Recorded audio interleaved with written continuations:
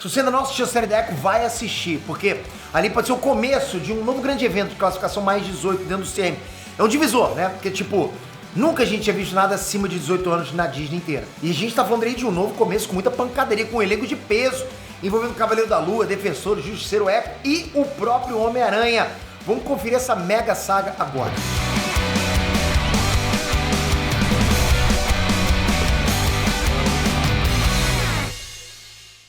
Inês Fernandes, Peter aqui. É amanhã, galera, que eu vou mostrar pra vocês o que os gringos estão fazendo, o que alguns poucos youtubers estão fazendo e não contam pra ninguém pra ganhar muito dinheiro dentro do YouTube. É uma técnica, uma estratégia que vai explodir a mente de vocês, não tem pegadinha, não vai pagar nada, eu vou dar um passo a passo pra você fazer a mesma coisa da tua casa, pra você colocar nos primeiros dias de 2024 de R$1.000 a R$5.000 no teu bolso. Eu garanto uma coisa, se você ficar os 3 dias comigo, fizer exatamente o que estiver ali, você vai ser com o negócio funcionando. Uns vão ganhar mais dinheiro que os outros, uns vão demorar mais que os outros, normal, mas você vai ser com o teu negócio funcionando e você vai ganhar dinheiro em 2024. Basta você fazer o que tá ali, ok? Peito, mas é pegadinha, eu vou ter que pagar. Não, não é pegadinha não, ok? Essa maratona, a única vez que eu fiz foi ano passado, dessa vez eu tô trazendo muita novidade, muito plot twist, que são estratégias que eu vou mostrar pra vocês o que eu faço agora pra ganhar dinheiro. Onde eu ganho mais dinheiro no YouTube do que canais como a Nerd e Nerd Negócios. São canais onde eu não apareço. Eu vou mostrar pra vocês o que vocês podem fazer para não aparecer. Assiste passo a passo, vai explodir a mente de vocês. Toca aqui embaixo, garante a sua vaga. O que você tem a perder? Nada, né? Só 3 dias da tua vida lá, onde você vai aprender muito conteúdo bacana. E galera, vamos lá. Uma nova saga pode estar começando agora. E o ponto inicial dela acontece na série da Echo. O divisor ali na série da Echo. Você talvez não pegou, mas eu vou te mostrar exatamente como é que é a série da Echo e o anúncio de que a série da Netflix entrando pro cânone do CM pode ser um plano perfeito pro Kevin Feige ganhar tempo enquanto arruma lá a saga do multiverso. E a grande chave de tudo isso pode ser ele, ó, o Miranha. Bom, como vocês sabem, no final da série Echo, o Rei do Crime mostrou interesse e se torna prefeito de Nova York. Nos quadrinhos isso aconteceu, ok? Exatamente assim, ele foi prefeito de Nova York. Porque foi assim, durante a saga Império Secreto, o vilão Blackout colocou a Ilha de Manhattan numa escuridão completa. E os heróis que ficaram em Nova York tiveram que enfrentar criaturas das trevas, uma coisa meio paranormal. Uma das pessoas que ajudou muito a população foi o próprio Rei do Crime, olha isso. E esse fato ajudou na hora de se tornar prefeito um tempo depois. E aí com o Rei do Crime lá, como prefeito da cadeira de prefeito, é lógico que ia acabar sobrando pros super-heróis. Imagina, o cara com poder. Me lembra muito a época que o Lex Luthor foi presidente dos Estados Unidos, né? Ou o Norman Osborn também foi presidente da SHIELD. Ih, rapaz, é coisa bacana demais isso. Porque assim, nos quadrinhos, a lei de registro de super-heróis já tinha acabado. Aquela coisa lá que time Capitão, time Homem de Ferro, né? E a própria Suprema Corte reconheceu a legitimidade dos super-heróis no regime jurídico. Mas assim que o Rei do Crime assumiu a prefeitura, ele abriu investigações contra os super-heróis para criar uma restrição ao exercício não governamental de autoridade. Ou seja, ele como prefeito colocou meio que um revés ali no que a Suprema Corte decidiu sobre a lei de registro de super-heróis. Em Nova York tinha que ser registrado. E nisso incluiu aí o Homem-Aranha, Luke Cage, Punho de Ferro, o Justiceiro e todos os outros vigilantes. Até mesmo a Miss Marvel. E galera, um contexto bem parecido tá se formando agora dentro do CM. Eu fiquei hypado demais. Primeiro que no episódio 8 de She-Hulk, o Matt Murdock menciona que o Tratado de Sokovia foi revogado. Isso aconteceu lá, ou seja, a lei de registro do CM foi deixada de lado e agora os super-heróis podem ser super-heróis como eram antes. Segundo que agora o núcleo urbano da Marvel tá muito maior, né?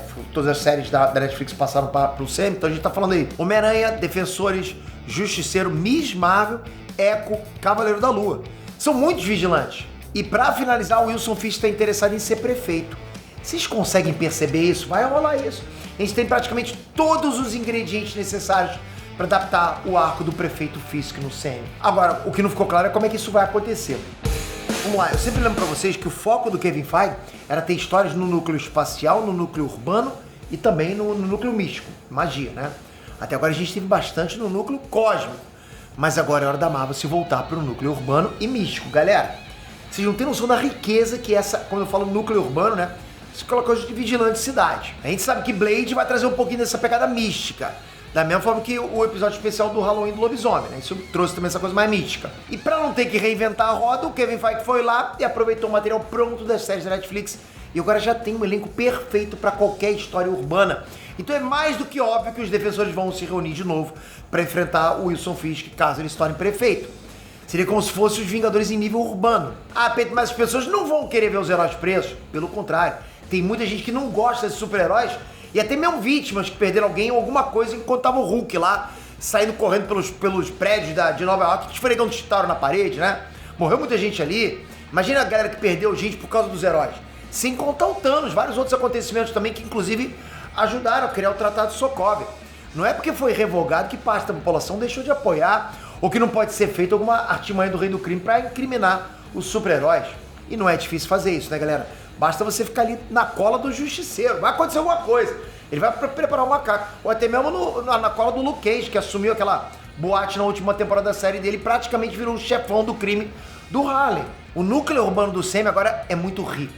Eles vão ter muitas histórias para contar. Se você parar para pensar, os defensores são muito mais complexos que todos os outros Vingadores. A gente não teve um filme para conhecer o Gavião Arqueiro ou a Viúva Negra no começo do Sam. Não teve isso.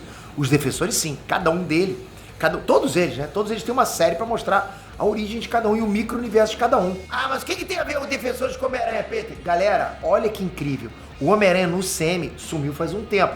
Agora ele vive como Homem-Aranha clássico das HQs.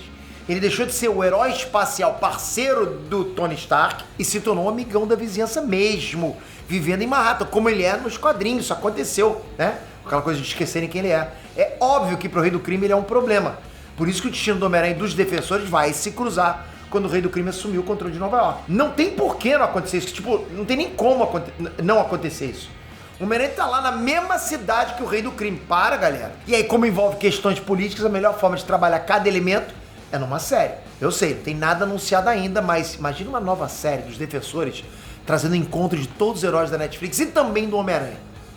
Porra, isso é uma revista em quadrinho pura pra gente. Como a gente já viu, né? O acordo Marvel com a Sony envolve colocar o Homem-Aranha numa grande produção da Marvel pra dar um up no hype. E em troca colocar um filme do Sam dentro do filme do Homem-Aranha. Então vamos lá, a gente teve Homem de Ferro e Doutor Estranho nos 3 primeiros filmes.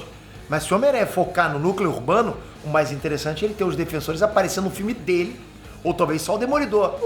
Vai ser maneiro demais, galera. Na boa, investir nessa história, eu acho que é uma mão na roda pro Kevin Feige. Tipo, vai ser muito bom pra ele. Porque assim, além dele elevar, dele hypar as séries do Sam como um elenco incrível, a Marvel pode ganhar tempo pra poder resolver os problemas multiversais, enquanto entretém o público com cenas incríveis lá do Justiceiro saindo na mão com o Homem-Aranha, ou qualquer outro membro dos Defensores. Aconteceu nos quadrinhos, tá? A primeira vez que eu vi o Justiceiro na minha vida foi num quadrinho da RGE. Só os tiozões vão lembrar disso aí. Quadrinho da RGE com o... Eu lembro até hoje, cara. Eles se enfrentaram numa laje de um prédio. Porra, o Justiceiro tava lá querendo matar o Homem-Aranha. Olha isso. Se não me engano, não lembro direito, mas o Homem-Aranha acho que tava com dor nas costas e tal. Eu não sei se foi essa que o Homem-Aranha tava com dor nas costas, mas enfim, foi lá em cima. Maneiro demais, né? E a partir dele, porque ele começou como um vilão.